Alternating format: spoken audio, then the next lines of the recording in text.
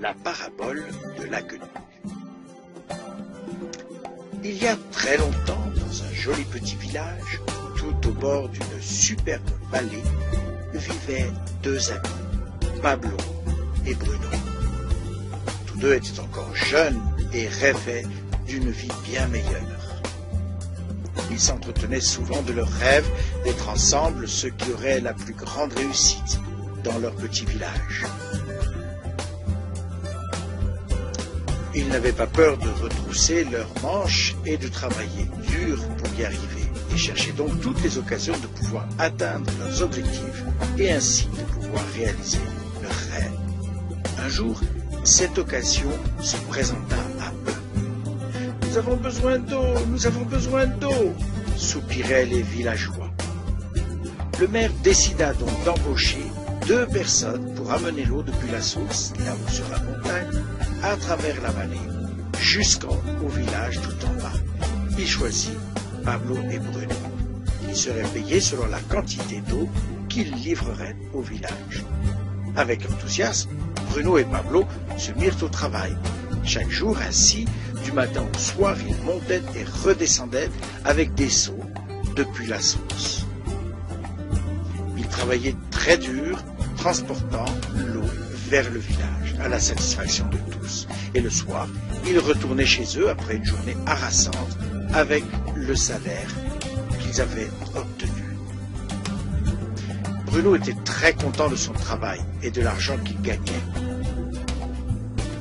Il était certain qu'avec tout ce travail, il accomplirait vite ses rêves.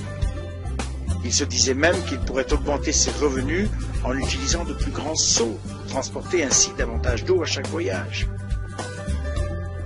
Il pensait qu'avec un revenu plus important, il pourrait acquérir rapidement une vache, mais aussi la maison à laquelle il rêvait depuis fort longtemps.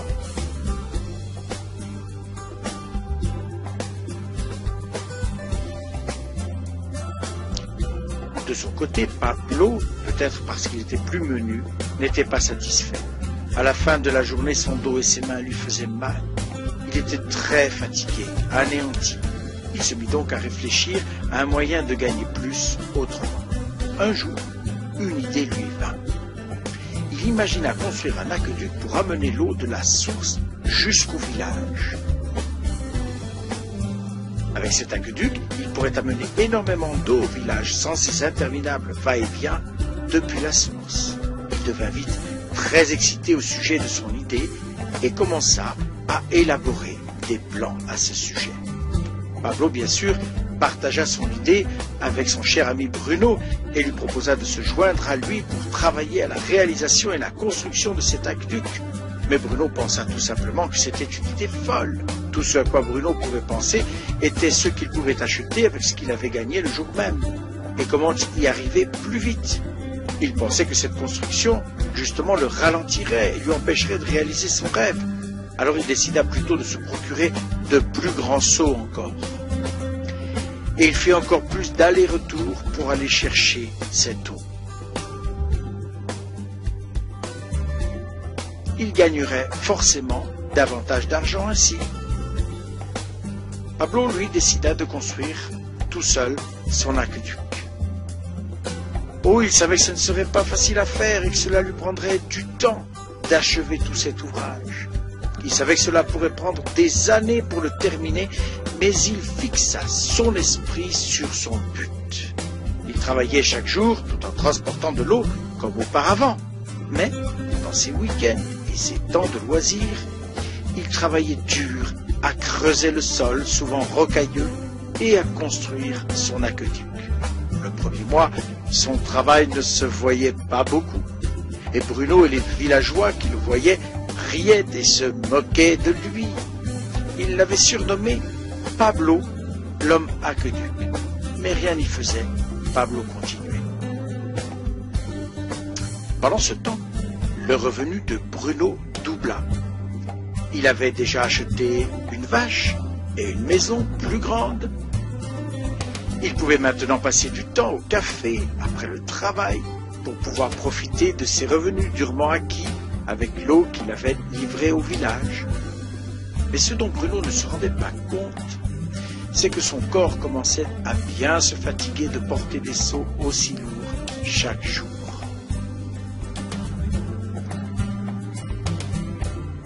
On commençait à le voir sur son visage qui semblait usé, et son corps était lui vraiment fatigué. Rapidement, il commença à transporter de moins en moins d'eau, en raison de son corps qui n'en pouvait plus.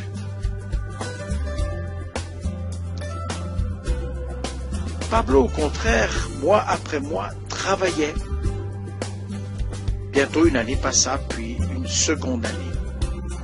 Enfin, l'aqueduc fut terminé. Il pouvait à présent l'utiliser.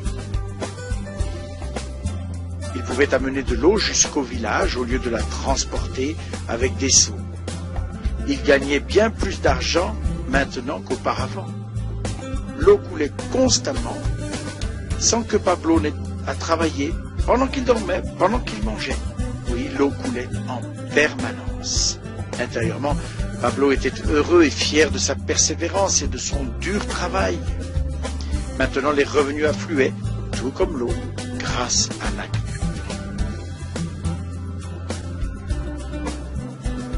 L'histoire de Bruno et Pablo est une réflexion sur la vie.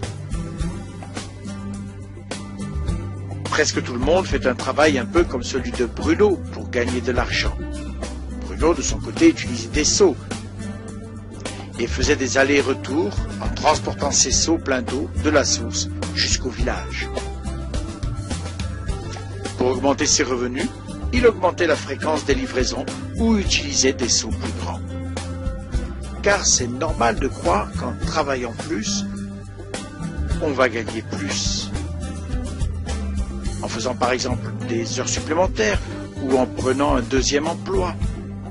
Nous augmentons aussi le volume de nos seaux en acceptant des postes à responsabilité, mieux payés, mais ce qui sous-entend souvent plus de temps au travail. La plupart des gens, en effet, échangent du temps contre de l'argent, tout comme Bruno. Pourtant, nous savons tous que nous n'avons que 24 heures par jour et qu'il n'est absolument pas possible de toutes les utiliser au travail. Et cela devient difficile quand on ne peut plus échanger ses heures contre de l'argent, parce qu'avec l'âge qui avance, parce qu'avec la santé qui se détériore, etc., c'est notre revenu qui stagne ou qui diminue. Revoyons maintenant le raisonnement de Pablo. Très sagement, Pablo n'a pas échangé tout son temps contre un revenu limité. Bien au contraire, il en utilisa une partie pour construire son aqueduc. Il savait que cela lui amènerait un revenu récurrent dès que l'eau y coulerait. Un revenu continu, justifiant totalement le temps qu'il y avait consacré chaque jour, chaque semaine, chaque mois et chaque année. Il savait qu'un jour, peut-être à cause de l'âge ou de la santé, justement, il ne serait plus en mesure de percevoir de l'argent contre son temps. Il savait qu'en partant de son idée, il pourrait faire quelque chose qui marcherait vraiment, que la seule chose à faire était d'atteindre sa réalisation. Ainsi, quand l'aqueduc fut terminé, Pablo n'eut plus qu'à veiller à ce qu'il y ait toujours de l'eau dans le circuit pour s'assurer un revenu récurrent. Pablo démontrait ainsi qu'on n'a pas nécessairement besoin d'échanger son temps contre de l'argent, mais qu'il existe une bien meilleure manière d'en gagner comme celle-ci. Et pour vous, qu'en est-il? Êtes-vous encore comme Bruno, échangeant votre temps contre de l'argent? Ou bien voulez-vous être comme Pablo à construire et entretenir votre aqueduc pour un revenu continu? Si vous êtes intéressé par la construction de votre propre aqueduc, contactez au plus vite la personne qui vous a invité à voir cette présentation. Vous pouvez en effet commencer à le construire dès aujourd'hui.